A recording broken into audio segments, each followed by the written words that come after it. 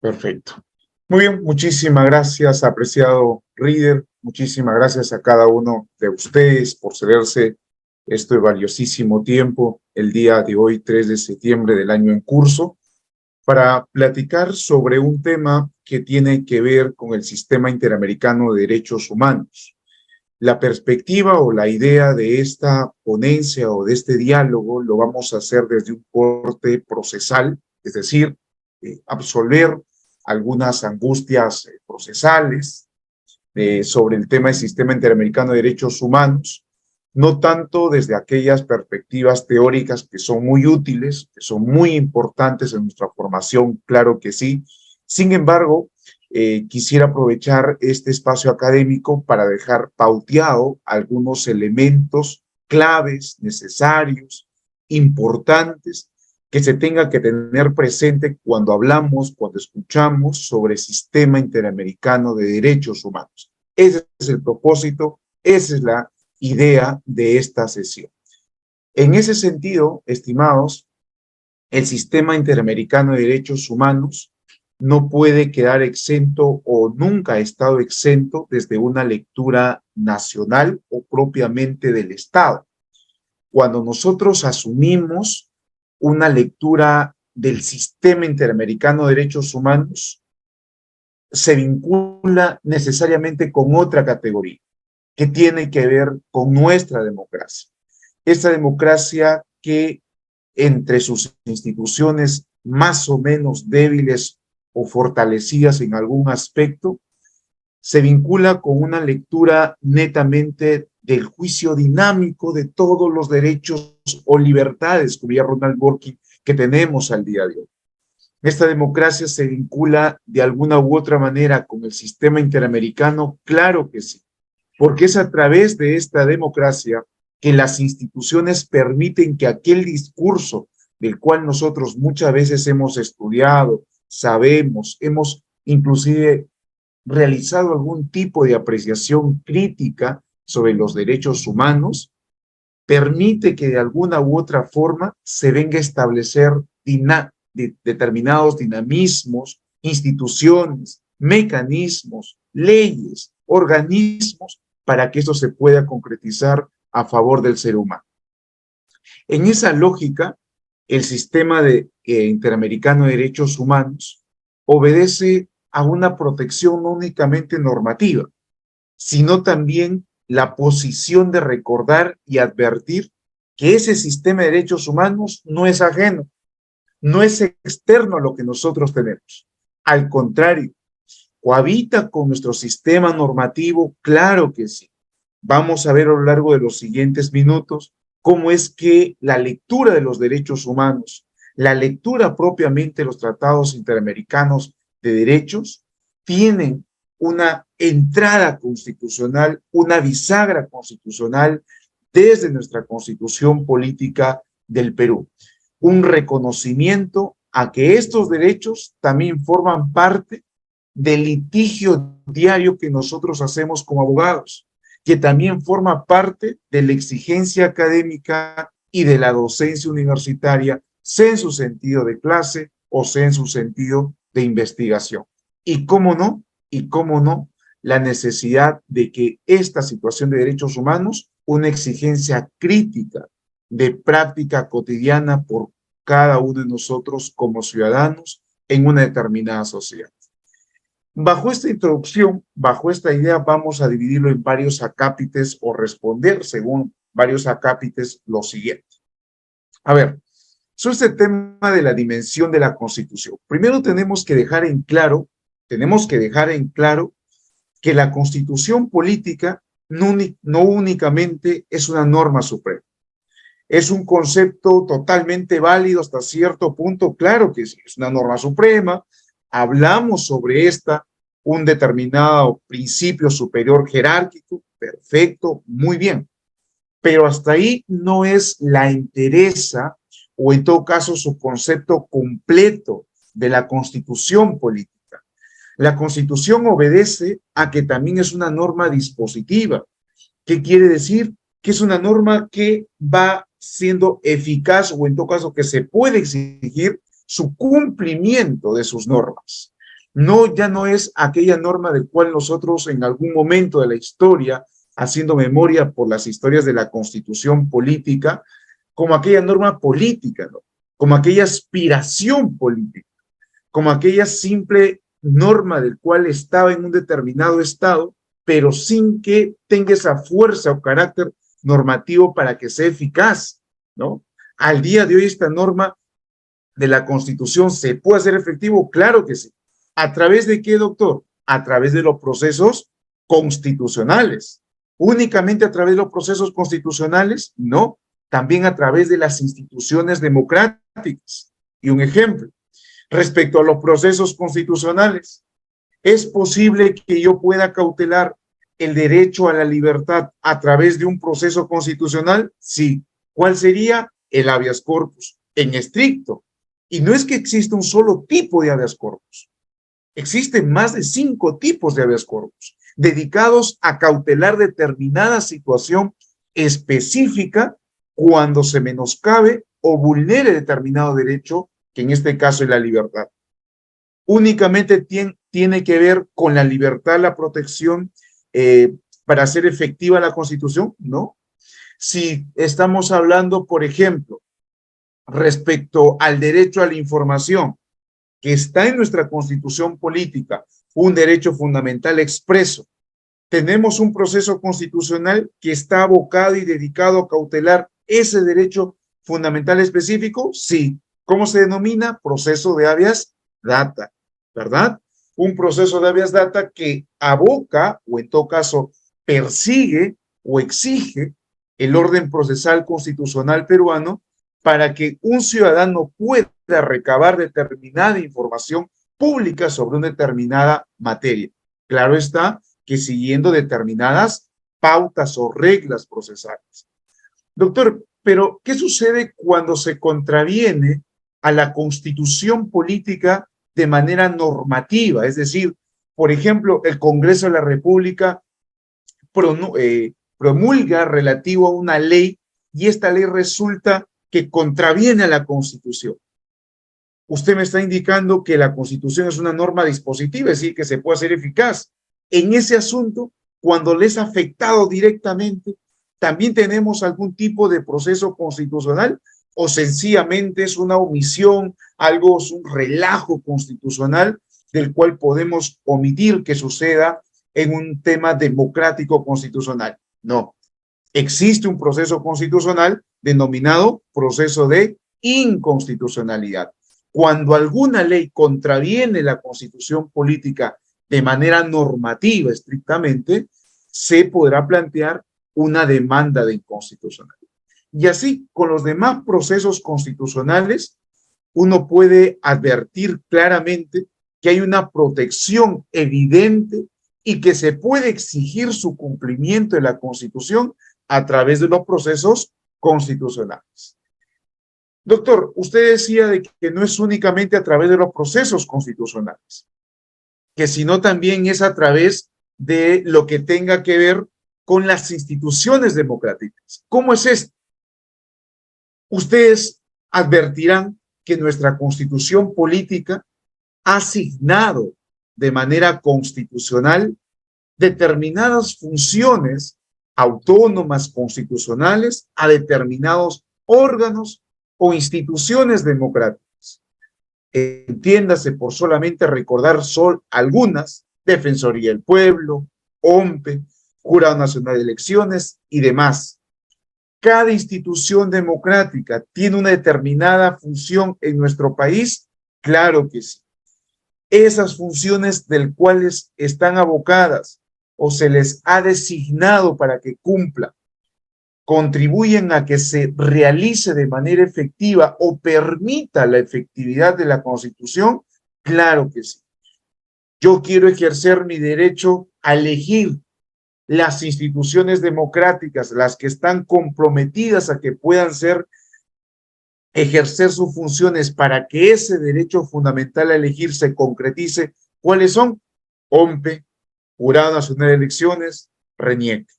3 instituciones democráticas que permiten necesariamente el desarrollo, la consumación, la concretización de un derecho fundamental. Pero, ¿qué más es la Constitución? Aparte es una norma suprema, una norma dispositiva, es una norma dinámica, en el sentido que su interpretación, en el sentido que su pauta interpretativa no es pétrea, no es estática, es dinámica, es evolutiva, tiende a cambiar, tiende a evolucionar a lo largo del tiempo. Y esto es muy importante que lo reconozcamos, claro que sí, porque la Constitución política, cuando hablamos en clave de derechos humanos, hablamos en un sentido de que esa evolución de los derechos humanos va en un contexto también sociológico o social de los derechos. No se puede comprender de la misma manera los derechos de manera pues unívoca, petrificada en el tiempo, evolucionan constantemente. Y cómo no, la Constitución a nivel de su interpretación evoluciona también de manera constante. Entonces, cerrando la idea, la Constitución política es una norma suprema de carácter dispositivo y dinámico. Esto nos permite advertir lo siguiente, estimados. Hay algunas diferencias relativo a las nomenclaturas sobre derechos. Sí, de pronto de manera teórica hay una línea, ¿no?, que divide estos tipos de derechos relativo a derechos fundamentales, derechos constitucionales y derechos humanos. Sin embargo, y sin perjuicio de lo que podamos mencionar, cuando utilizamos al día de hoy en el tema de litigio o en los tribunales, respecto al tema de los derechos, nos referimos propiamente a esas libertades o características fundamentales del ser humano. Atendiendo a este punto, ¿hay alguna diferencia sustancial sobre estas tres categorías? Claro que sí. Los derechos fundamentales propiamente reconocidos en una constitución de un sistema apertus, abierto, por ejemplo, la Constitución peruana de 1993, la Constitución nuestra, ¿no?, reconoce derechos fundamentales no de manera cerrada, es decir, no tiene un sistema clausus, tiene un sistema apertus. Quiere decir que no únicamente los derechos están establecidos propiamente en el artículo 2, sino también, como bien indica la Constitución política, otros derechos del cual pueda plantearse desde la Constitución y los tratados interamericanos de derechos humanos. Así podemos deducir desde el artículo 3, conjuntamente con la cuarta disposición final transitoria de la Constitución. Entonces, derechos fundamentales en aquellas constituciones de sistemas apertos.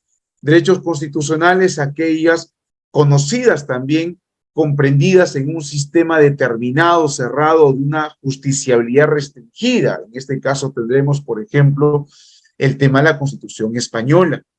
Y en el tema de los derechos humanos, lo que tenga que ver con los instrumentos internacionales. Y ojo aquí, los derechos humanos, por su propia naturaleza, no es que tienden a ser un catálogo de derechos humanos específicos, únicos, y del cual sencillamente no se puedan reconocer otros en el tiempo. Al contrario, los derechos humanos, a razón de un denominado principio pro hominem, reconoce y viabiliza la idea que las altas cortes constitucionales, incluyendo el mismo Sistema Interamericano de Derechos Humanos o la Corte Interamericana de Derechos Humanos, se permita la incoación o en todo caso la fundamentación, argumentación de nuevos derechos del cual pueda asistir y reconocer en el sentido de los derechos del ser humano para sí, como también frente a la naturaleza y a los animales. Esta es una pequeña diferencia en lo que tenga que ver con derechos fundamentales, derechos constitucionales y derechos humanos. Ahora bien, ¿qué son los derechos humanos al fin y al cabo? Sobre esto vamos a otorgar una lectura normativa antes que recaer en una idea propiamente de cuestión social o sociológica, filosófica, cultural, en tanto que se podría abordar desde bastantes perspectivas, de las cuales no quiero indicar o que se me entienda que no son importantes o relevantes. Sin embargo, haciendo de manera pertinente para esta ponencia, es que vamos a abocarnos desde una lectura normativa. ¿Qué son los derechos humanos? Tienen u obedecen estrictamente a sus propias características inherentes. Cuatro características vendrán a definir de manera normativa cuando queremos saber qué son los derechos humanos. Uno, que son inherentes a toda persona sin distinción alguna, claro que sí.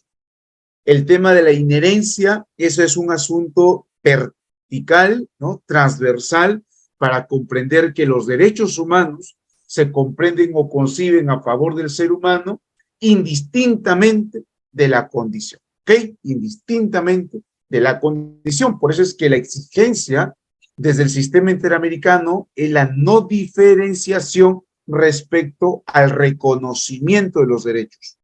Uno. Dos, son universales, claro. Esto un poquito en obediencia a nuestra propia soberanía, ¿no? Ya no se comprende al día de hoy como aquella soberanía en la cual se otorgaba una interpretación desde una lectura clásica que obedecía a un determinado sector o territorio, geográficamente hablando, sino más bien al día de hoy obedece a una posición de la dignidad del ser humano. La soberanía radica en la dignidad del ser humano. Si es así, tiene mucho sentido que hablemos que los derechos humanos son universales. Tres, que son interdependientes, es decir, que su valor no tiene alguna consagración de ejecutabilidad por alguna condición económica, social o política. Su valor axiológico, normativo, cultural, etcétera, etcétera, obedece siempre a una ejecutabilidad posible, sea en su judicialización, concretización cultural, en políticas públicas o políticas de gobierno. Y la indivisibilidad tiene que ver que el conjunto de los derechos humanos, entiendas, derechos humanos relativo a los derechos civiles y políticos, los DESCA, los derechos económicos, sociales, culturales y ambientales, estos dos no son indivisibles, o mejor dicho, no son divisibles, no son apartados, al contrario, tienen una relación copulante, una relación coetánea. Esto con mayor desarrollo o ahínco o énfasis o mayor amplitud, yo les invito a revisar el famoso caso Lagos Campos versus Perú, donde se fija por primera vez con una mayor claridad y posición, en este caso Lagos Campos versus Perú, sobre aquella idea de que los derechos humanos obedecen a que su desarrollo es justamente indivisible. En ese sentido, cabe indicar que los derechos humanos en un marco democrático resultan igualmente importantes, sí, claro, con algunas diferencias puntuales de carácter ya quizás casuístico, que ya de pronto podríamos ver en algunas sesiones, ¿no? La idea es que estos derechos humanos tengan tanto, no únicamente una lectura discursiva, ¿no? No únicamente una lectura discursiva, sino también tenga una lectura de concretización de derechos. Porque ahorita lo que en América Latina necesitamos y nos urge es guardar una posición sobre los derechos humanos, no desde un reconocimiento de sobre su importancia en su existencia, sino de cómo poder tutelar, cautelar y concretizar para el mejor desarrollo de la sociedad democrática, pero sobre todo el desarrollo, pues, en bienestar del ser humano en dicha sociedad. un asunto que ha abierto un problema, digamos, entre comillas, un problema, por ejemplo, el famoso Plan Bukele, ¿no? Donde discutimos propiamente este asunto de los derechos humanos para consagrar, o mejor dicho, para debatir algunos elementos que tengan que ver con los altos, medianos o mínimos riesgos para luchar contra la inseguridad ciudadana. En ese sentido, el sistema interamericano de derechos humanos podemos resumirla de esta manera a través de esta gráfica, ¿no? Entiéndase que el sistema de derechos humanos se compone de dos órganos de supervisión.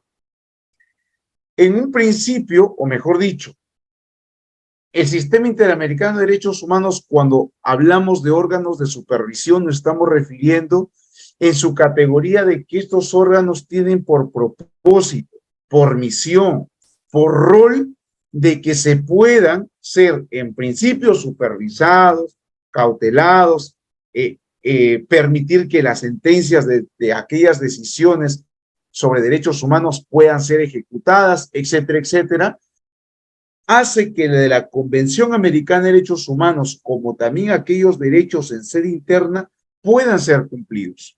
Inicialmente, cuando existe un problema, una vulneración de derechos, vamos a recurrir o vamos a estar presente frente a un primer órgano de supervisión, que tiene que ver con la Comisión Interamericana de Derechos Humanos. Escuchemos bien, la primera entrada, cuando ya se agota el sistema jurídico peruano o el sistema jurídico de cierre, que sería justamente con la decisión de cuál del Tribunal Constitucional peruano, ¿no? Entramos o podemos encontrar alguna razón, ¿no? De tutela, no mayor, sino de mayor tutela de protección, ¿sí? En un órgano de supervisión denominado Comisión Interamericana de Derechos Humanos. Para esto se guía en algún respaldo normativo con aquellos instrumentos internacionales como son la Carta de la OEA, ¿no? La Declaración Americana de los Derechos y Deberes del Hombre, ¿no? Dos instrumentos internacionales que, a decir verdad, no son los únicos estimados, pero que sí llegan a ser el basamento normativo especial que viabiliza los pronunciamientos, la razón de ser procesal e institucional de la Comisión Interamericana de Derechos Humanos.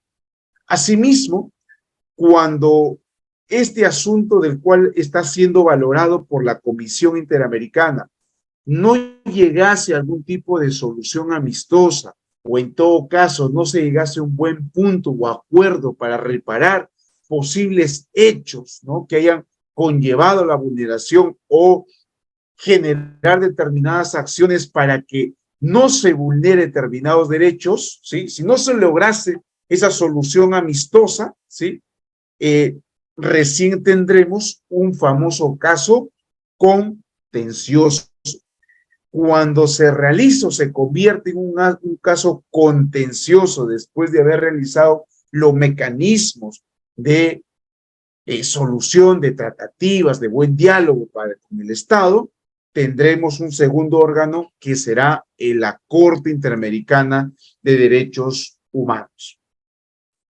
Esta Corte Interamericana de Derechos Humanos, su instrumento internacional, obedece a la Convención Americana de Derechos Humanos y el Protocolo de San Salvador.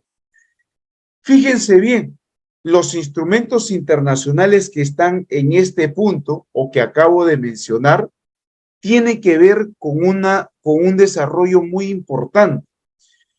Convención Americana de Derechos Humanos y Protocolo de San Salvador nos está dando la perspectiva y la idea que no únicamente se litiga en el sistema interamericano, en la Corte Interamericana de Derechos Humanos, sobre aquellos derechos vinculados a los derechos civiles y políticos, como la libertad de expresión, la intimidad y demás, sino también la posibilidad de discutir derechos económicos, sociales, culturales y ambientales, ¿sí? Salud, trabajo, entre otros.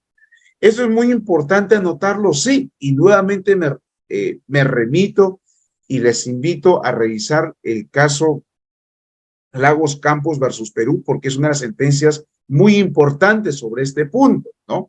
Antes se discutía de que los DESCA no eran ejecutables o que no se podían judicializar por una dependencia económica, etcétera, etcétera. Pero ya la Corte Interamericana de Derechos Humanos tiene una postura interesante sobre este asunto en el caso Lagos Campos versus Perú. Estos instrumentos que acabo de mencionar y que observamos son instrumentos básicos, instrumentos de partida, instrumentos del cual necesariamente son de cabecera para entender estos órganos de supervisión. Hay otros instrumentos internacionales que vienen a tallar aquí, claro que sí, estimados.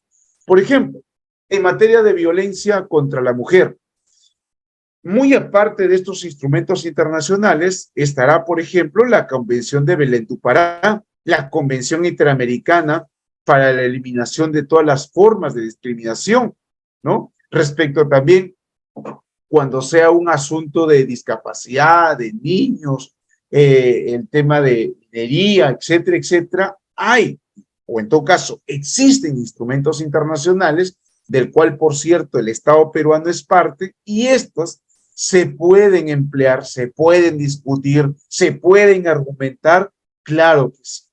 Y acá hago un pequeño paréntesis. Cuando indico que se puede utilizar, se puede emplear, es que no es único y exclusivo del litigio procesal del sistema interamericano, sino también en sede interna se puede hacer uso de estos tratados interamericanos. Se puede hacer uso del criterio de la Corte Interamericana en sede interna, claro que sí. El criterio de la Comisión Interamericana se puede hacer uso en sede interna también. La idea es comprender que la dación o la evolución interpretativa de la Corte Interamericana como de la Comisión invita a que tanto los jueces en sede interna como los abogados o los operadores jurídicos estén habilitados o se permitan utilizar estos argumentos para seguir fortaleciendo bajo una lectura interamericana de los derechos. Muy bien, cierro paréntesis. En ese sentido, nosotros tenemos una idea interesante sobre las obligaciones del Estado frente a los derechos humanos. Esto de manera, ¿cómo se le conoce o cómo lo podemos ubicar en cierta parte de la literatura del derecho internacional sobre los derechos humanos? Usted lo van a poder encontrar como aquellas obligaciones estaduales, ¿sí? Obligaciones estaduales, que no es nada más que aquellas obligaciones que tienen los estados frente a los derechos humanos, ¿no? Y aquí encontramos, esto lo van a poder ubicar, por cierto, en el artículo 1.1 de la Convención Americana de Derechos Humanos, ¿sí? En el artículo 1.1 de la Convención de Derechos Humanos. Disgreguemos algunas cosas, estimados. Miren, la obligación de respetar y garantizar los derechos humanos mediante la incorporación de los derechos en nuestra Constitución. 2, la ratificación o adhesión de los tratados internacionales. Resumiendo o en todo caso traduciendo este asunto, lo que nos está diciendo la Corte Interamericana, o mejor dicho, el texto, el instrumento, como es la Convención Americana, nos indica, cuando se desea, o mejor dicho, cuando entendamos por obligaciones estaduales, nos estamos refiriendo a la idea que se tiene instrumentos internacionales ratificados o adheridos por parte de un determinado Estado, sí. Esa adherencia, esa ratificación que forma parte de la costumbre internacional, también forma parte de la cultura constitucional de cada Estado en la protección y respeto de esos tratados internacionales. Punto 1. Punto 2, de que esos derechos humanos, del cual yo valoro como Estado y he comprendido que de tales instrumentos internacionales deben ser no únicamente comprendidos en la legislación nacional interna, sino también que su incorporación amerita su juzgamiento, es decir, su valoración judicial, su exigencia a través de los abogados, a través de determinadas audiencias. Entonces, las obligaciones estaduales responden tanto a una obligación dinámica que podamos hacer en nuestro estado interno frente a las instituciones democráticas, en un determinado juicio, pero también a la par de cuántos tratados o a la par de los instrumentos internacionales que podamos ratificar o adherir. Esta parte última, estimados, de lo que tenga que ver con ratificación y adhesión, se rige con mayor amplitud sobre las obligaciones estaduales, la vigencia, etcétera, etcétera, sobre la costumbre, por ejemplo, a través de la lectura del Tratado de Viena, ¿sí? Tratado de Viena.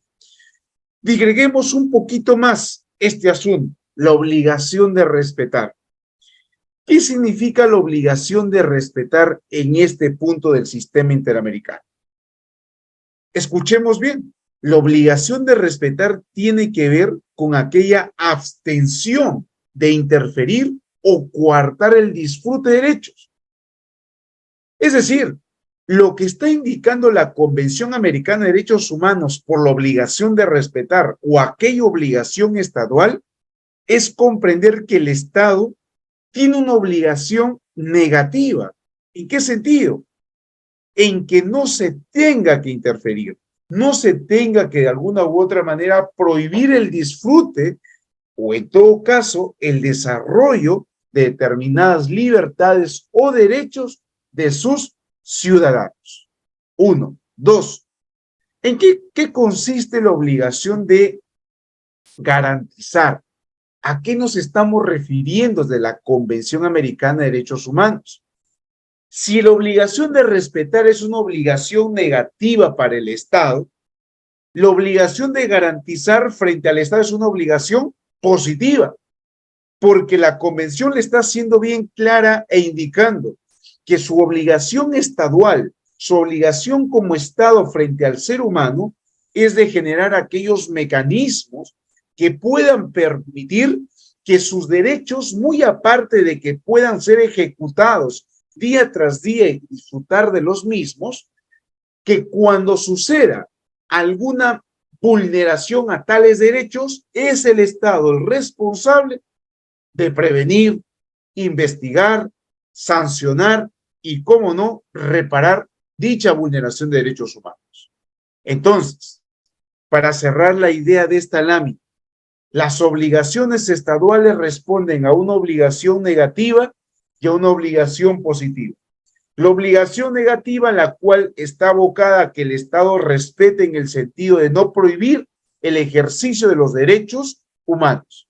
Una obligación positiva consiste en que el Estado tenga que garantizar en las diversas fases de un debido proceso cuando se esté por vulnerar o se haya vulnerado determinados derechos, por lo cual el Estado tiene que tener plan de prevención, instituciones que se dediquen a investigar, instituciones que estén abocadas con carácter de especialidad y dedicación en sancionar y también instituciones que posibiliten, escuchemos bien, una correcta reparación de la vulneración de derechos humanos, porque la reparación no es única y estrictamente la sanción, la represión por parte del Estado en el cual se pueda manifestar, sino también existen otros mecanismos adecuados caso por caso del cual se pueda conseguir. Avanzamos un poquito más y aquí vamos a entender lo siguiente relativo al tema de los límites de los derechos humanos. Aquí hay una cosa interesante a propósito del plan Bukele, ¿no? Y otros planes en realidad, para no centrarnos en una sola cosa y otras decisiones de Estado, vamos a tomarlo así, ¿sí? Y otras decisiones de Estado. Primero, absorber lo siguiente. ¿Los derechos humanos son absolutos? No son absolutos. Primera idea que tiene que quedarnos bien claro. Los derechos humanos no son absolutos, no son absolutos, no son absolutos.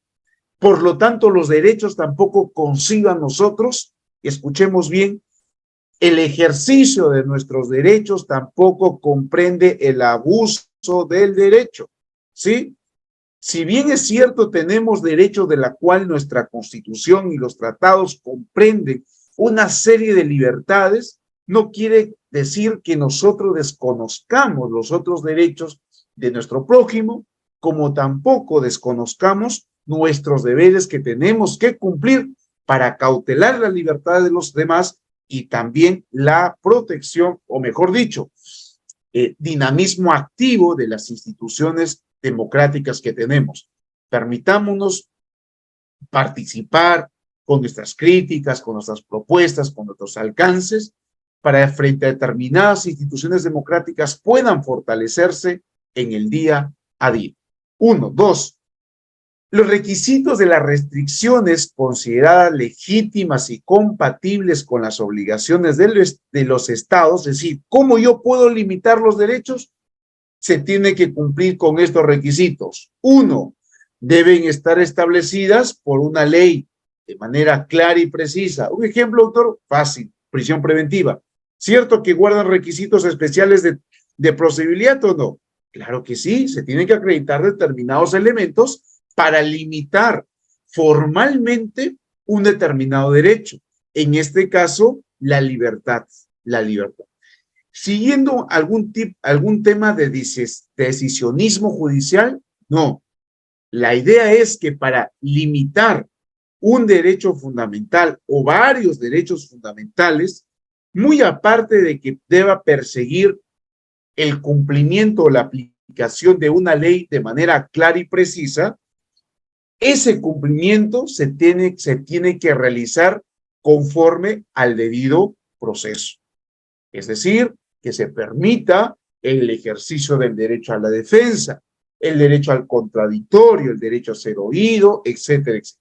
Entonces, primer requisito para que uno se pueda limitar los derechos fundamentales por los derechos humanos, tiene que ser a través de una ley de forma clara y precisa. 1. 2. Deben perseguir un fin legítimo, como cuál es la protección a los derechos de otros, el orden público, la seguridad nacional y todo lo que esté de alguna u otra manera, de manera precisa. Es decir, que cuando yo quiero limitar algún derecho fundamental, y en esto tiene que ver mucho de pronto el tema alexiano, ¿no? De Robert Alexy con el tema de la ponderación, aunque no es el único método, por cierto, solamente es un ejemplo, porque puede existir a través de otros métodos para perseguir un fin legítimo, por cierto, ¿sí?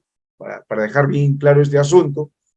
Perseguir un fin legítimo obedece necesariamente a esta intensidad de proteger otros derechos del cual su salvaguarda o tutela va a permitir necesariamente que esa protección se justifique a razón del sacrificio de otros derechos. ¿Bien? El orden público es una de las categorías que siempre ha intervenido a lo largo de nuestra historia constitucional, como también de los derechos humanos, claro que sí. Esto se comprende como un fin legítimo en tanto que el orden público necesariamente obedece a aquellas cualidades de la sociedad del cual se pueda permitir su protección mayoritaria. Y la seguridad nacional sí es un elemento que, a decir verdad, es cuestionable. Y digo que solamente cuestionable a modo académico, no estoy hablando de pronto siendo específico sobre algún caso puntual, sino que muchas veces la seguridad nacional como categoría ha resultado seriamente cuestionada por su nivel de abstracción y al ser así, muchas veces se encuentran razones subterfugias en la misma, ¿no? Es decir, cajón desastre para justificar algunas limitaciones. Por lo que se invita y se incita siempre en que la claridad conceptual de seguridad nacional o en todo caso los elementos constitutivos de seguridad nacional tienen que estar claros y definidos en cada estado para que así se pueda justificar cuando se está limitando un determinado derecho para perseguir un fin legítimo obedeciendo al tema de seguridad nacional. 3. El otro requisito para restringir, limitar los derechos humanos obedece a que tienen que ser adecuados, necesarios y proporcionales, algo del cual nosotros sabemos bastante bien sobre este asunto, ¿cierto?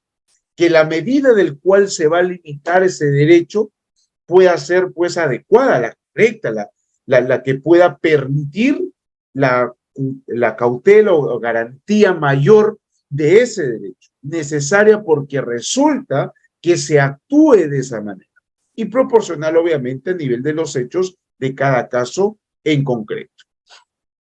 Vamos con el tema de la interpretación.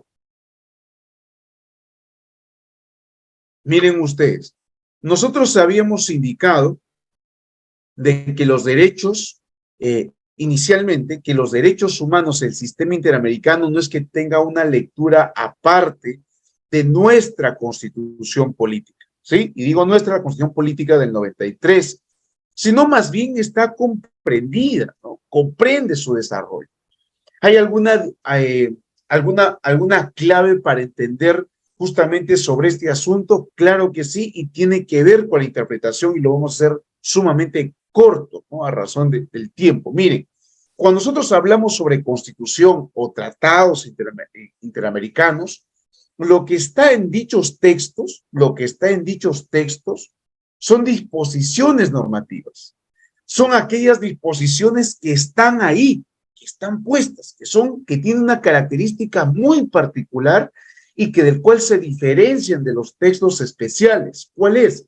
Su generalidad, su apertura, su amplitud, como diría Zagrebreski, su ductibilidad. Al ser así, estos me ameritan una interpretación. Cuando nosotros interpretamos, extraemos normas.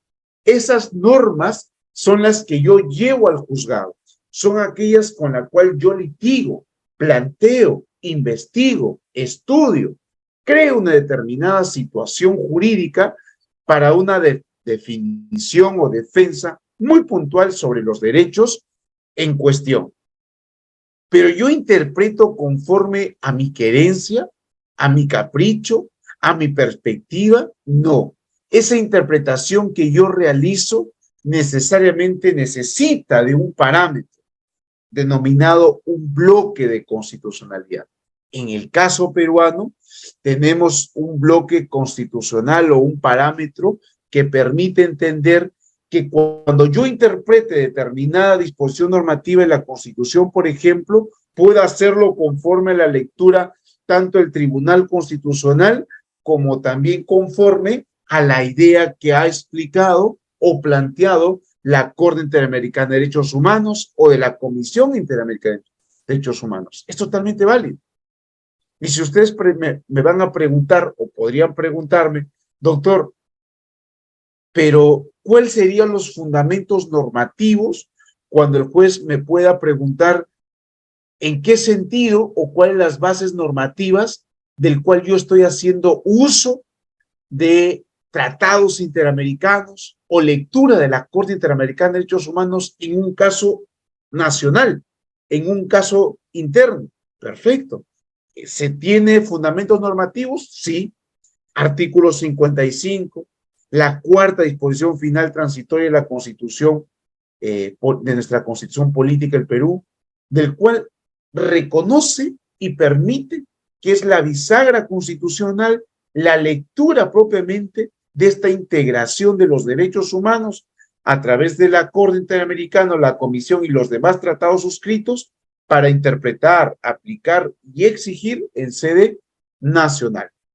En ese sentido, estimados, en ese sentido, ¿cómo, o mejor dicho, formulemos la siguiente pregunta, ¿no? Formulemos la siguiente pregunta. ¿Cómo se pueden interpretar los derechos fundamentales a la luz de los tratados internacionales sobre derechos humanos y las decisiones de tales órganos? Veamos, miren, aquí tienen en esta diapositiva lo siguiente, ¿no? Estos tratados internacionales, como bien habíamos indicado, ¿se pueden interpretar conforme a nuestra Constitución? Sí. ¿Tiene un fundamento normativo? Sí, estimados. Artículo 55, cuarta disposición final transitoria. Pero asimismo, ¿qué tenemos que anotar sobre esta lámina? De que aquí los derechos fundamentales se interpretan sea conforme a los tratados como también de acuerdo a aquellos documentos del cual hayan sido ratificados por el Estado peruano. La idea es de que el reconocimiento o en todo caso la postulación que existen de aquellos tratados interamericanos puedan conducir correctamente a la aplicación en sede interna. Me dejo entender un poquito mejor con este expediente que ustedes están observando, el 2730-2006 proceso de amparo. ¿Qué indica el Tribunal Constitucional en Afojas 9? Se trata de un reconocimiento implícito de la identidad nuclear sustancial compartida por el constitucionalismo y el sistema internacional de protección de los derechos humanos. Es decir, vamos un poquito traduciendo este asunto. El Tribunal Constitucional nos está indicando que cuando se tenga que reconocer, interpretar los derechos fundamentales en sede interna, se puede dar bajo una lectura no únicamente única nacional, sino es bajo una lectura nuclear compartida, es decir, nuestro propio constitucionalismo nacional y también la lectura del sistema interamericano. Uno. Dos, ¿qué precisa más el Tribunal Constitucional peruano? Que la convicción jurídica del valor de la dignidad de la persona humana a cuya protección y servicio se reconduce en última y definitiva instancia el ejercicio de todo poder. Traduciendo, el Tribunal Constitucional nos viene a precisar aquella idea más o menos la que había planteado Ferrajoli en su momento. La soberanía del cual obedece propiamente a la dignidad del ser humano se constriñe como aquella bastión de toda decisión pensada por parte del Estado, por parte del poder.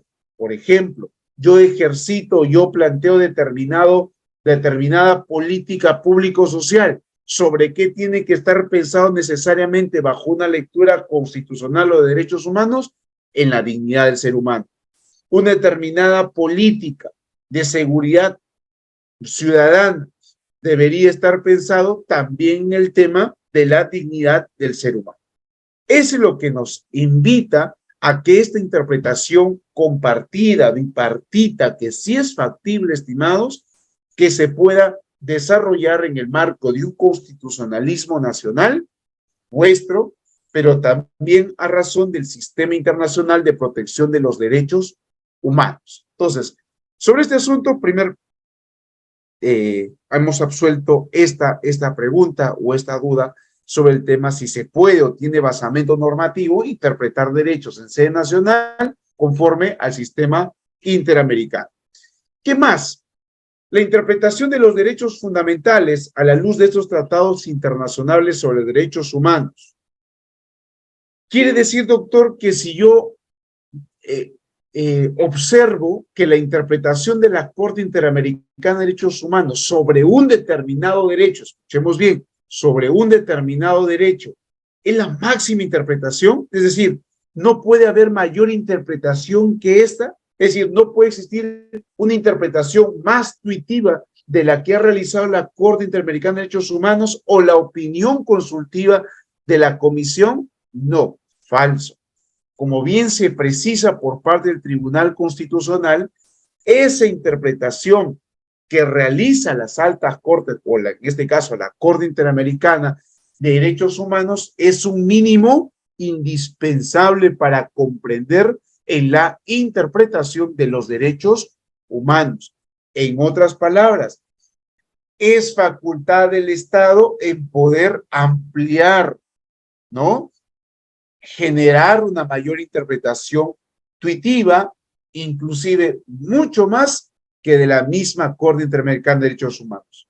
Lo hace, por ejemplo, la Corte Constitucional colombiana. En más de una ocasión lo ha realizado, ¿no? Ser mucho más tuitiva o mucho más tuitivo con la tutela de los derechos que la misma Corte Interamericana de Derechos Humanos.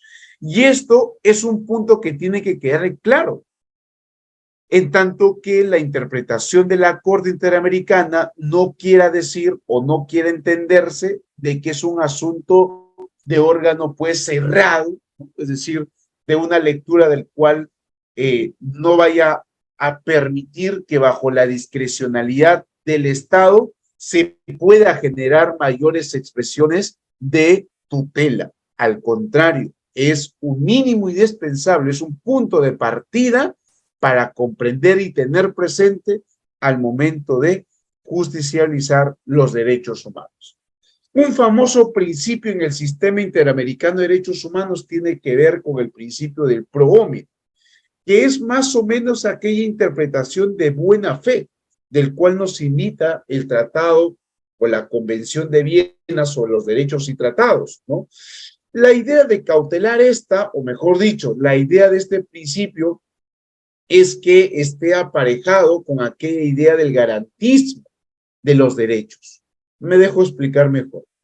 Cuando nosotros hablamos del principio de pro homine, ¿sí?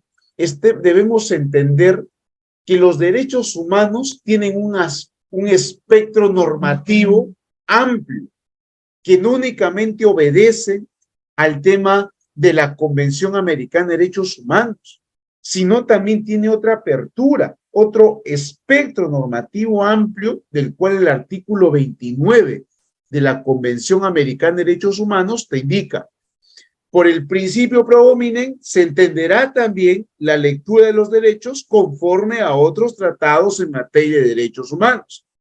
¿Qué quiere decir eso, doctor? Que yo pueda de repente citar, o en todo caso, comprender en la argumentación, en la justicia peruana, aquellos pronunciamientos de la Corte, del Tribunal Europeo de Derechos Humanos. Sí, también se puede. ¿Sí? Entonces, ¿y qué artículo fundamenta ese asunto, lo que usted acaba de decir? El artículo 29 de la Convención Americana de Derechos Humanos. ¿Qué otro artículo, doctor, permite este asunto? El 31.1 de la Convención de Viena sobre Derechos y Tratados. Perfecto. ¿Cuál es el objeto y fin de la Convención Americana dentro de esa estructura que estamos hablando del sistema interamericano? En realidad responde a lo que hace un momento habíamos advertido con el tema de las obligaciones estaduales, ¿sí? Es decir, las obligaciones estaduales, ¿cuáles eran? Respetar, garantizar. Respetar en el sentido, como bien habíamos indicado, que es una obligación negativa de no interferir en el ejercicio de las libertades o derechos del ser humano. Garantizar es una obligación positiva del cual puede intervenir el Estado para prevenir, investigar, sancionar y reparar aquellas vulneraciones de derechos. Perfecto. Entonces, el objeto y fin de la Convención Americana tiene por propósito esas dos obligaciones: fortalecer de todas formas, sin condición o sin discriminación alguna respecto a los ciudadanos de determinados estados. ¿Esto era bueno precisarlo? Claro que sí, porque muchas veces se ha preguntado y se ha cuestionado cuál es el fin social, cuál es el fin institucional, para qué sirve la Convención Americana de Derechos Humanos. Pues acá lo tienen. Y vaya que estas dos obligaciones que acabo de mencionar son aquellos digamos, son aquellas obligaciones que se piden, ¿no? Y que se exigen a los estados en que cumplan. Cuando no cumplen, se les responsabiliza de manera internacional. Bueno, el Perú, si no me equivoco, estamos ahí rankeando aquella lista como como uno de los estados más que vulnera derechos humanos en la región, ¿no? Sobre el efecto vinculante, lo que tenga que ver las sentencias de la Corte Interamericana de Derechos Humanos. Yo aquí les he compartido un texto, ¿no? Como también la sentencia del Tribunal Constitucional, Y para hacerla muy cortito, resumir este asunto tiene que ver con lo siguiente. Cuando nosotros hablamos de vinculatoriedad o vinculación por parte de las decisiones de la Corte Interamericana de Derechos Humanos, no tiene efecto interpartes. Es decir, no es solamente para las partes o el Estado que intervino o el Estado del cual es responsable internacionalmente. No. Conforme a la lectura propiamente del Sistema Interamericano de Derechos Humanos, la vinculación o el grado vinculante, el efecto vinculante de las decisiones de la Corte Interamericana de Derechos Humanos obedece a todos los estados que forman parte de la OEA, ¿sí? Esto conforme al artículo 62.3.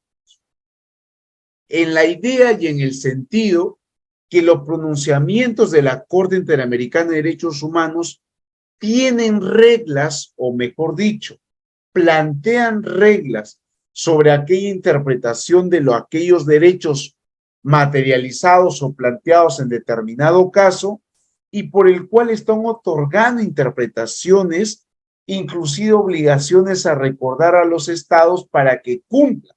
Por lo tanto, su efecto vinculante no puede tener sentido en que solamente se vincule al estado litigante, sino que vincula a todos los otros estados.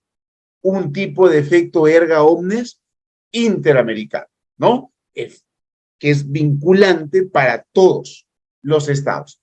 Y cuando decimos vinculante para todos los estados, nos estamos refiriendo no únicamente para los poderes públicos o las instituciones públicas que estén en un determinado estado, sino también las instituciones privadas, el tema de las obligaciones propiamente en el desarrollo del ejercicio de las funciones de las autoridades, los ciudadanos, es decir, absolutamente para todos en determinado estado. ¿Cómo se implementan las sentencias? La implementación de las sentencias de la Corte Interamericana de Derechos Humanos, vamos a observar lo siguiente, ¿no? La implementación obedece de la siguiente forma. Yo tengo sentencias que, al menos estas decisiones de la Corte Interamericana de Derechos Humanos, son definitivas e inapelables. Son definitivas e inapelables. Obedece en realidad a esta naturaleza que ha comprendido y ha otorgado la misma Convención Americana de Derechos Humanos en el artículo 68.1. Es decir, que son definitivas e inapelables porque son cosa juzgada, material y formal. Perfecto. Pero sobre todo porque generan una regla vinculante, una regla que está instituida o se presume que está instituida en el debido proceso interamericano y sobre todo en la escucha activa de las partes de aquel proceso interamericano. Son definitivas e inapelables. Lo que no quiere decir, y vuelvo a reiterar, lo que no quiere decir que esa interpretación sobre ese caso cierre la posibilidad a que un Estado bajo su tribunal o su máxima instancia de interpretación constitucional pueda ser más tuitivo que la interpretación de la Corte Interamericana. Dos, en un caso de desacuerdo sobre el sentido o alcance de la sentencia, ¿cualquiera de las partes puede solicitar su interpretación a la Corte? Sí. ¿Cuál es el plazo para hacer este asunto? 90 días después de haber sido notificado, esto conforme al artículo 67 de la Convención Americana de Derechos Humanos. Cuando yo solicito esta aclaración de la sentencia, a razón del artículo 67, ¿cómo se denomina esa sentencia? Sentencia de interpretación. ¿Perfecto? Sentencia de interpretación. Entonces, ¿puedo solicitar este tema aclaratorio? Sí.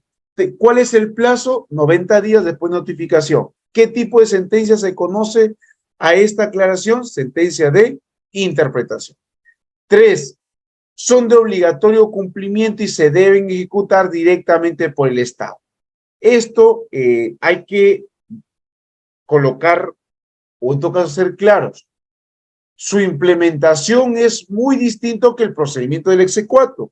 Recuerden que el exequatur va más por un tema de sentencia que se guía o se desarrolla por el derecho, por el DPI, ¿no? El derecho privado internacional.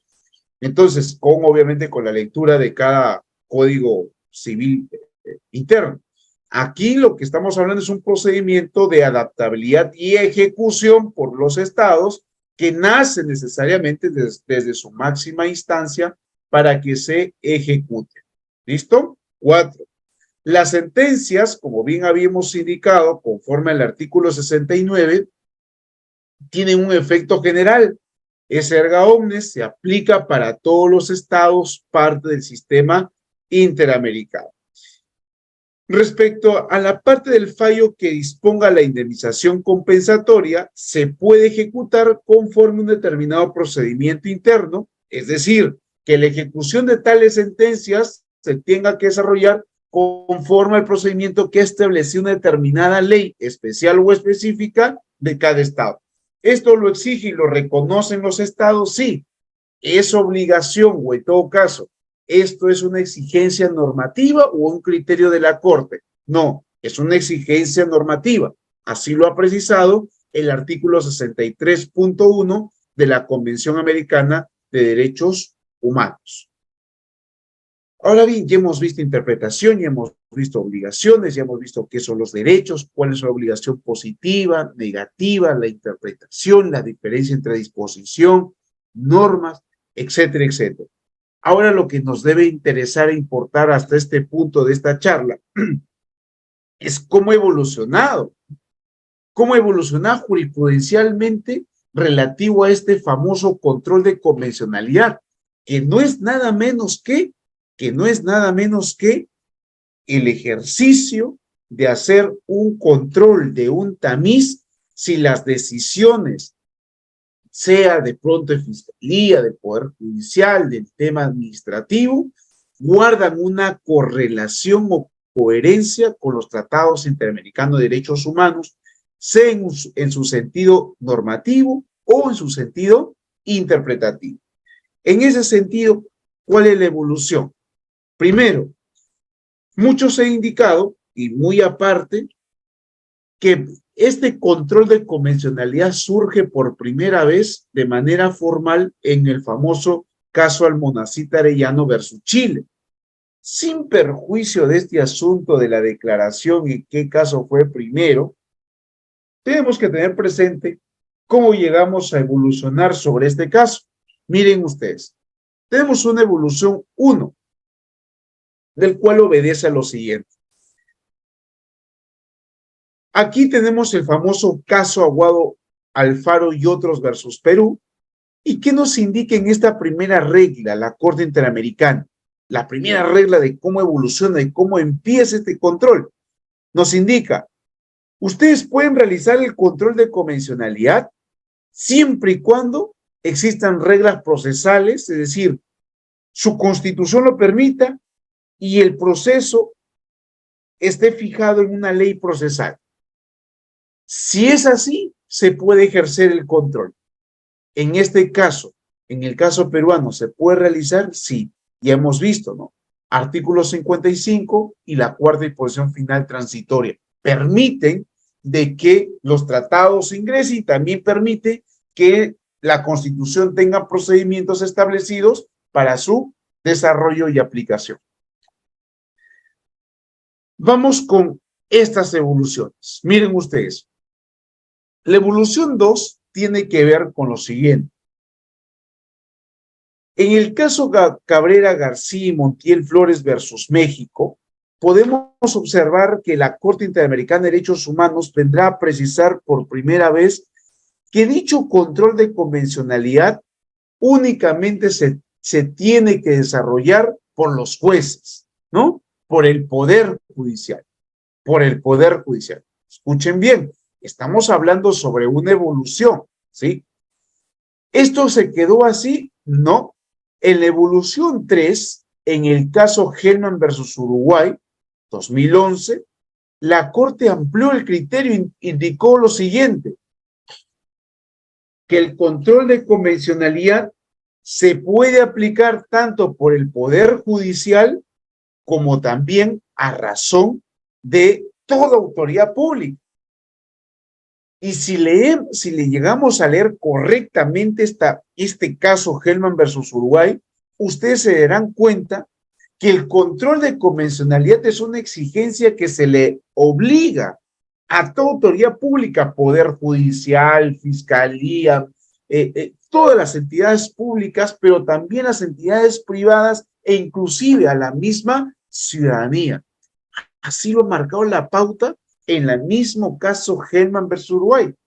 Es decir, y por eso resulta muy importante y valioso este caso Hellman para el estudio en materia del Sistema Interamericano de Derechos Humanos y sobre todo en la comprensión cuando tengamos que discutir sentencias interamericanas. ¿Bien? Un clarito, un ejemplo chiquito, pequeño. En los procedimientos disciplinarios que se siguen contra jueces, hay un aspecto que se llama las famosas garantías reforzadas. Es una obligación frente a los órganos disciplinarios tener una lectura de convencionalidad en los procesos disciplinarios que se siguen contra los magistrados. Sí, a razón del caso Hellman versus Uruguay.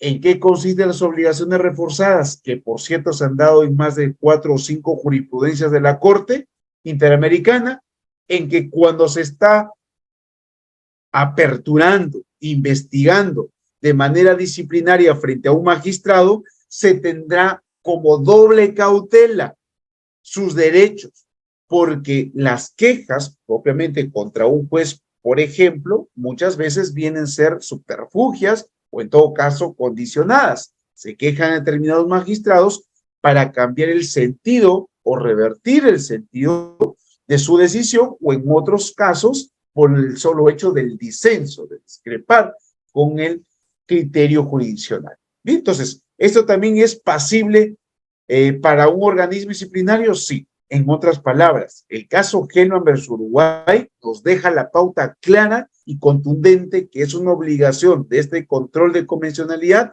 para todos los estamentos que comprende el Estado. Una evolución cuarta que tiene que ver con lo siguiente. ¿Se extiende a otros tratados de derechos humanos? Sí, como bien habíamos advertido, no únicamente la Convención Americana de Derechos Humanos, sino también se refiere o se remite a la tutela desde otra lectura, el artículo 29, ¿no? Decíamos, ¿solamente la Convención Americana de Derechos Humanos? No, también obedecerá a otros tratados relativos, por ejemplo, a lo que podría vincularse con la Convención de Belén du Pará y otros tratados. También la interpretación de otras cortes, muy aparte de la Corte Interamericana de Derechos Humanos, lo que tenga que ver con, por ejemplo, del Tribunal Europeo de Derechos Humanos. Una quinta evolución sobre este tema tiene que ver con lo siguiente, ¿no? Que habíamos indicado a razón del famoso, del principio de pro hominem. En el caso Aliacat versus Surinam, la Corte Interamericana de Derechos Humanos dejó algo bien claro. Precisó lo siguiente. Oiga, los derechos humanos no es que sea el único control. Aquí la interpretación de los derechos humanos, si usted como alta Corte Constitucional tiene una interpretación intuitiva mucho más mejorada, ampliada sobre este asunto, enhorabuena, lo puede desarrollar. Porque esa es la idea del principio pro hominem, avanzar en la tutela de los derechos humanos. Caso Liacat versus Surinam.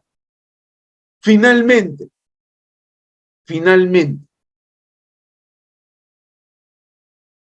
hace un buen tiempo, si no más bien, recuerden, no me falla la memoria, del 2010 hacia atrás,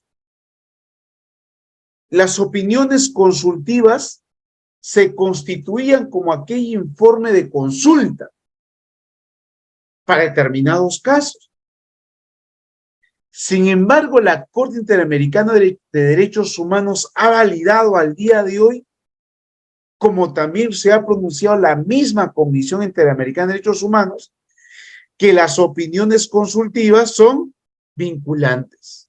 Es decir, que al día de hoy las opiniones consultivas tienen un carácter vinculante del cual supera aquella idea de ser un mero informe. También guardan reglas interamericanas del cual podemos hacer uso.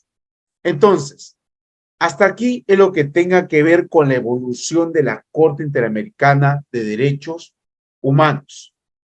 Muy bien, entonces para culminar vamos a hacer un pequeño repaso general, muy puntual, para que quede claro todos los ítems que hemos visto. Hemos platicado sobre el tema del Estado, su vinculación propiamente de la democracia y el sistema interamericano de derechos humanos. Hemos visto la idea de que la Constitución no es únicamente una norma suprema, sino también es una norma dispositiva y dinámica, del cual está vinculado enteramente con nuestro sistema de derechos humanos. Hay una clasificación, una diferencia puntual sobre derechos fundamentales, derechos constitucionales y derechos humanos. Hemos advertido qué son los derechos humanos desde una lectura normativa, indicando que son inherentes, universales, interdependientes, indivisibles. Hemos precisado cuáles son los órganos de supervisión que intervienen en un sistema interamericano de derechos humanos, como son la Comisión y la Corte Interamericana de Derechos Humanos, precisando y dejando en claro que estos instrumentos internacionales no son los únicos, son básicos, son puntuales, son puntos de referencias, porque existen otros instrumentos internacionales también. Hemos precisado cuáles son las obligaciones, son obligaciones estaduales, obligaciones positivas y negativas. La negativa será la obligación de respetar y la positiva, la obligación de garantizar. También hemos indicado cuáles son los límites a los derechos humanos, que no son absolutos, que hay que tener requisitos para limitar los derechos. Hemos hablado sobre la interpretación, advertir cuando estamos frente a una disposición normativa y una norma. Hemos platicado y dejado sentado la posición desde una lectura tanto interamericana como de una lectura del Tribunal Constitucional peruano, en cómo o a través de qué la interpretación de los derechos humanos se puede comprender a la luz de los tratados internacionales. Hemos indicado que no es la última máxima lectura interpretativa o tuitiva por parte de la jurisprudencia de la Corte Interamericana de Derechos Humanos, sino más bien es un mínimo indispensable a tener presente. Hemos precisado sobre el famoso principio pro homine, la idea de que esa se puede extender no únicamente a la Convención Americana de Derechos Humanos, sino también otros tratados, otra jurisprudencia como el Tribunal Europeo. Hemos precisado cuál es el fin social e institucional de la Convención Americana dentro del sistema interamericano de derechos humanos, que no es más que las obligaciones estaduales ya explicadas con anterioridad. Hemos advertido cuál es el efecto vinculante de las sentencias de la Corte, precisando que son un efecto erga omnes, es decir, que se vincula para todos los poderes públicos y también instituciones privadas en un Estado. Hemos platicado sobre la implementación de las sentencias, absolviendo la idea de la naturaleza de las sentencias como son definitivas, inapelables, qué son las sentencias interpretativas, cuáles son el plazo, ¿cierto? ¿Qué tipo de efecto? La diferenciación en que su cumplimiento de las sentencias son distintos al tema del exequatur, que no lo vayamos a confundir, por favor. Y hemos visto finalmente la evolución del control de convencionalidad, ¿no? Desde una evolución 1 sobre el tema de las exigencias procesales, la exigencia 2, en la cual la Corte había precisado que se tiene que llevar a cabo por el Poder Judicial, luego la Corte modifica, indica que no, es por todos. Luego en el caso Uriel Álvarez Flores versus Guatemala, te indicará que también se extiende a otros tratados de derechos humanos. Y luego en el caso del IACAT, de que los derechos humanos no son los únicos modelos a través de la interpretación de la Corte, sino también le invita a las Cortes constitucionales poder interpretar de la mejor manera posible. Y finalmente, estimados, cerraríamos esta intervención en que las opiniones consultivas, ¿sí?, tienen grado de vinculatoriedad, ¿no? Es decir, no son meros informes del cual se pueda atender, sino también se pueden deducir reglas interamericanas para el litigio, estudio e investigación sobre los derechos humanos. Bien, muchísimas gracias, estimados. Yo quedo muy atento a ustedes, sus preguntas o comentarios que hubiera. Muchísimas gracias. Muchísimas gracias, maestro, muy amable, estimados participantes, los que se han quedado 633, hemos llegado primero en su tope de 700 conectados, y la cual estamos totalmente agradecidos con cada uno de ustedes.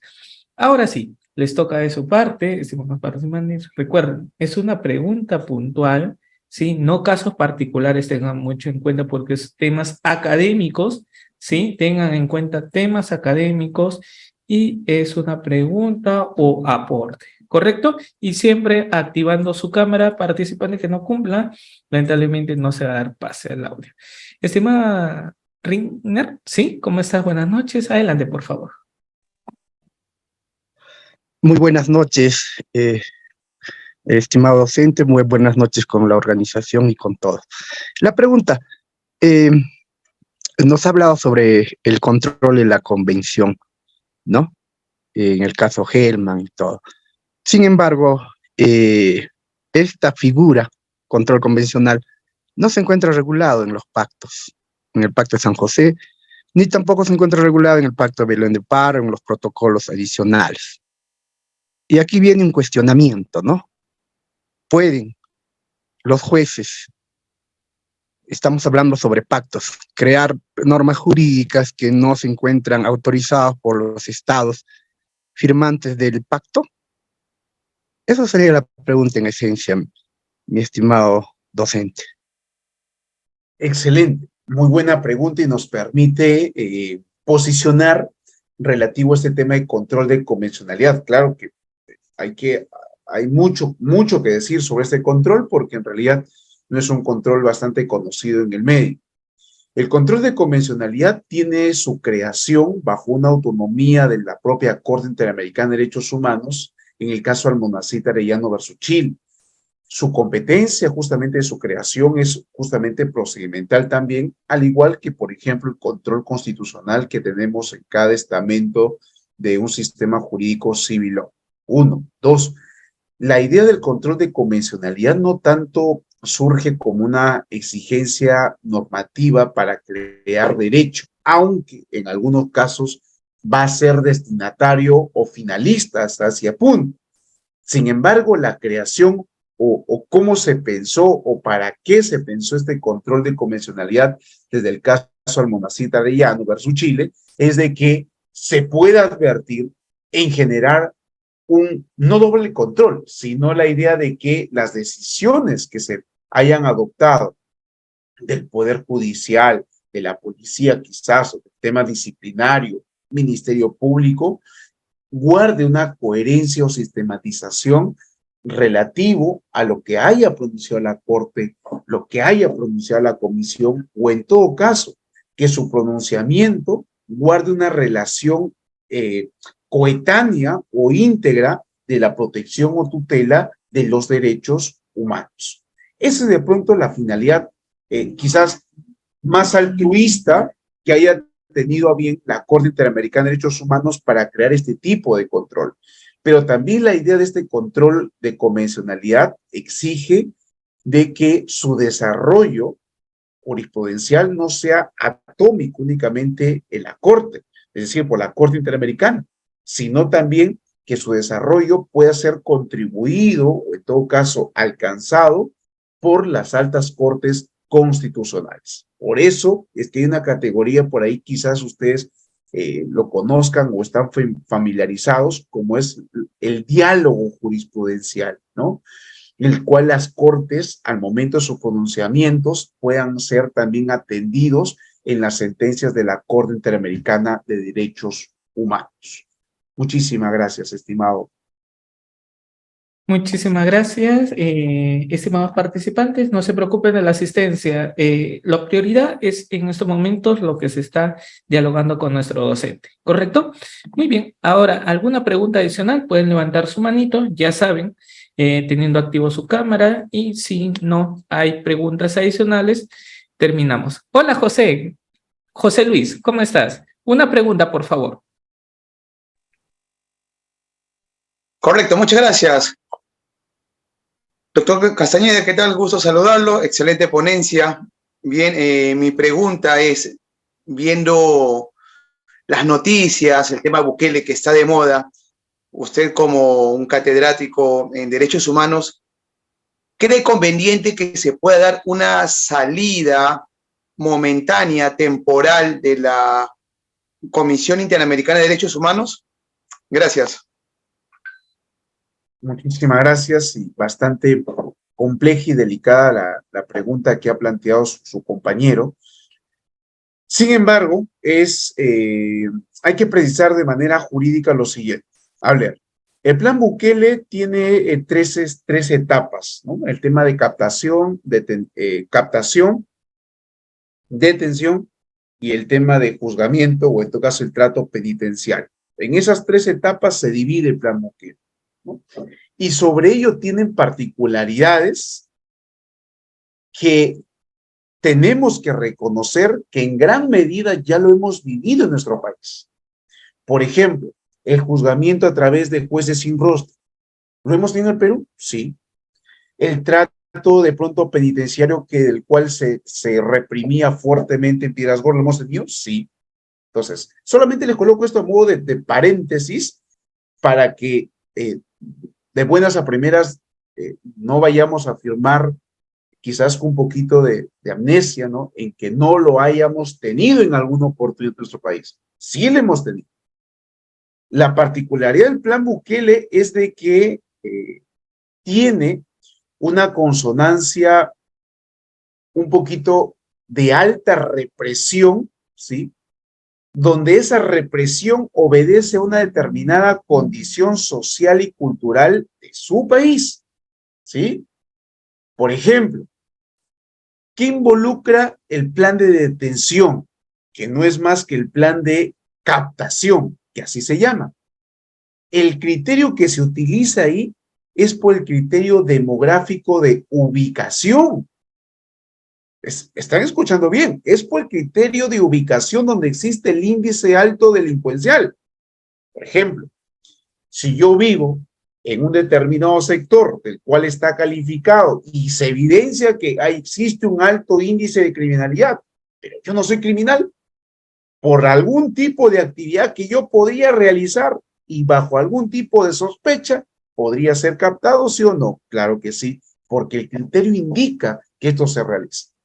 Eso desde una lectura, no de derechos humanos, en todo caso, para no irnos tan lejos, solamente de manera constitucional. ¿Se vulnera un principio denominado principio de inocencia? Sí, ¿cierto? Porque nadie puede ser catalogado de buenas a primeras como un delincuente por el solo hecho de la posición geográfica donde uno está. Así como esos elementos, hay algunos otros criterios que podemos ir colocando los IES sobre ese punto. Lo que no quiere decir, estimados, que la represión del jus punendi, la represión por parte del Estado frente a aquellos delincuentes, aquellas personas que menosprecian los derechos humanos, no tenga que suceder. Al contrario, sí tiene que suceder un plan del cual permita que aquellas personas respondan por sus actos, sí. De pronto de manera drástica, sí. Pero para eso es justamente la creación de una civilización constitucional donde las estructuras democráticas permitan esa consolidación de represión útil, pero sobre todo en un marco civilizatorio. Porque la idea de solamente descuadrarnos de todos los avances que hayamos hecho en nuestra democracia, instituciones, libertades, derechos y demás, el cual nos ha tomado tiempo, por cierto, ¿no? Va a ser un gran riesgo, o es un gran riesgo, un alto riesgo, menospreciar todos los puntos por solamente combatir un solo elemento, que obviamente nos angustia, y lo digo como todo peruano, nos angustia, claro que sí, pero como bien se indica desde la filosofía, no vaya a ser que por luchar por un solo mal nos descuidemos de tantos sueños de nuestras libertades que hemos construido. Eso sí hay que tenerlo siempre presente, ¿no? Entonces, en el marco civilitario constitucional debemos adecuar de repente las mejores o las opciones de que nos trae de pronto este plan a un plan del cual se condicione a nuestras latitudes, estimados. Vivimos en un país del cual es distinto que El Salvador. Igual lo que sucede de repente con las normas. Cuando nosotros queremos extrapolar una norma de copiar y pegar, ¿nos van mal las cosas o no? Nos van mal las cosas. Porque claro, yo tengo que analizar en principio si esa ley responde a una realidad sociológica, normativa, cultural, a la cual yo quiero aplicar, sobre todo un país como el nuestro, el cual es muy y eminentemente diverso. Y por lo tanto, su adecuación tiene que ser sumamente útil, razonada, qué factores de riesgo tengo, qué elementos se puede posibilitar, qué elementos podrían ser de repente planes de contingencia, etcétera, etcétera. Muchísimas gracias. Excelente, maestro, y cerramos con las dos últimas participaciones, con Carlos y Klinger.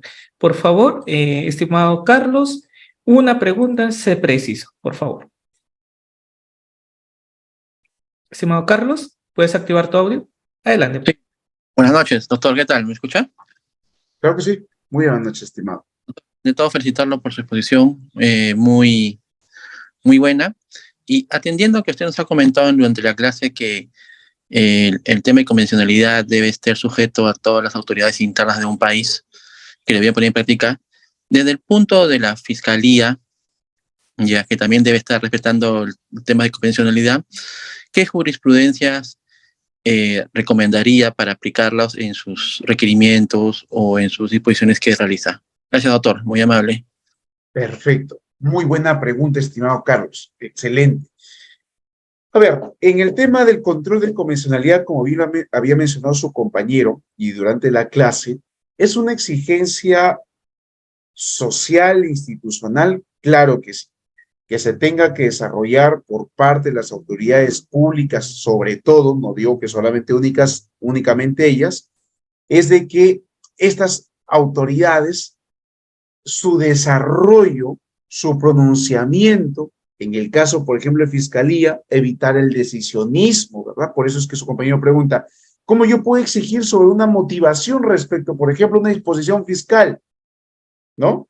Claro, porque la idea no es que a ti te han otorgado competencias y funciones de autoridad para que abuse de las mismas, ¿verdad? Sino que tengas que decidir sobre aquellas competencias constitucionales que tienes como funcionario debidamente fundamentadas. Sobre esta exigencia, sobre la debida motivación, muy aparte del caso Hellman versus Uruguay, tienen el mismo caso Almonacid Arellano versus Chile, del cual se refiere a la motivación propia que tienen que asumir las autoridades, ¿no? Aquí se desarrolla, por ejemplo, el estamento de las decisiones que se persigan respecto a los delitos, ¿no? Entonces, yo creo que estas dos sentencias son sumamente importantes, no tan básicas, porque el caso Almonacid Arellano versus Chile es uno de los casos un poquito interesantes, complejos también, del cual desarrolla varias pautas sobre este tema. Entonces, por ahí espero haberte absuelto tu duda sobre este tema. Y por cierto, hay un tema que también muy poco se habla, y hasta cierto punto lo hemos platicado en algunos escenarios académicos, es sobre el tema del amparo contra disposiciones fiscales, ¿sí? Es el amparo contra disposiciones fiscales. Y ese asunto sí es interesante por el hecho de que la pregunta es, ¿se puede plantear un amparo contra una disposición fiscal cuando esta de repente no tenga elementos suficientes que vulneren derechos fundamentales? ¿Cuál sería la diferencia con la tutela de derechos, por ejemplo, el corpus, ¿no? Entonces, por ahí les dejo esa angustia académica. Gracias. Excelente, doctor. Klinder creo que apagó su cámara, entonces damos pase a John. John, contigo cerramos. Adelante, por favor. Doctor, buenas noches, ¿me escucha? Buenas Sí, lo noches. escuchamos. Doctor, quería saber quizás, porque hace poco o muy poco se tiene la Fiscalía Supranacional de Derechos Humanos e Interculturalidad. Me gustaría saber quizás sobre su punto de vista, ¿cuál va a ser, o sea, qué delito se va a investigar? ¿Cuál es la finalidad de esa creación, de esa Fiscalía, doctor? Eso sería todo, doctor, por favor. Muy bien, muchísimas gracias, estimado John. A ver, en principio hay que comprender que las instituciones van siempre en obediencia a determinadas exigencias de la contemporaneidad del derecho, Un enfoque intercultural, un enfoque de género, un enfoque de derechos humanos. Hay inclusive fiscalías que al día de hoy están especializadas en tema de delitos ambientales, delito de trata de personas, ¿no? Y la idea de guardar estas orientaciones o estas tendencias, porque la mayoría en algunos casos son tendencias de desarrollo especializados, es para que de alguna u otra forma el abocamiento, escuchemos bien, el abocamiento de determinadas causas penales se puedan desarrollar bajo una especialidad, ¿no? El problema, digamos, antes de lo que existía con algunas fiscalías donde se abordaba absolutamente todo, ¿no? Carecía o permitía la impunidad, ¿no? Inclusive hay una de las investigaciones interesantes que se dan en el tema de trata de personas, ¿no? La trata de personas es un delito del cual no únicamente importa una visión penal, una visión de corte penal, estrictamente proceso penal o de imputación objetiva penal, sino advertir que esos verbos rectores de ese tipo penal importa enfoque de derechos humanos, importa sobre todo el enfoque también interdisciplinario, porque intervienen elementos del cual por su propia naturaleza del delito en ser amplio, ameboide, ¿no? El que traslada, recepciona, coge, etcétera, etcétera, hace que su investigación conduzca, ¿no?, adecuadamente a un resultado de castigar correctamente. Esa es la idea, ¿no? Y no tener lastimosamente acusaciones que en lugar de conllevar a una sanción, por ejemplo, en este caso de trata de personas por trata de personas, sean conllevadas, por ejemplo, en algunos casos que se conducen por proxenetismo, ¿no? Entonces, aquí tiene que ver, por ejemplo, aplicando control, nuevamente convencionalidad, hay una lectura de exigencia mucho más que el Código Penal, claro, solamente por mencionar un tratado internacional sobre esta materia sería el Protocolo de Palermo, ¿no? Por ejemplo. Muchísimas gracias, estimado Rito. Gracias también al colega. Muy bien, maestro, muchísimas gracias a nuestros participantes. Justo a Jimmy que me está escribiendo, por favor, estoy en sesión de clase. Estimado doctor Juan Alberto Castañeda, muchísimas gracias por su tiempo. Cuídese, que Dios le bendiga. Ya se viene una próxima sesión de clase y también nuestro diplomado en familia. Doctor, gracias y tenga un excelente inicio de semana.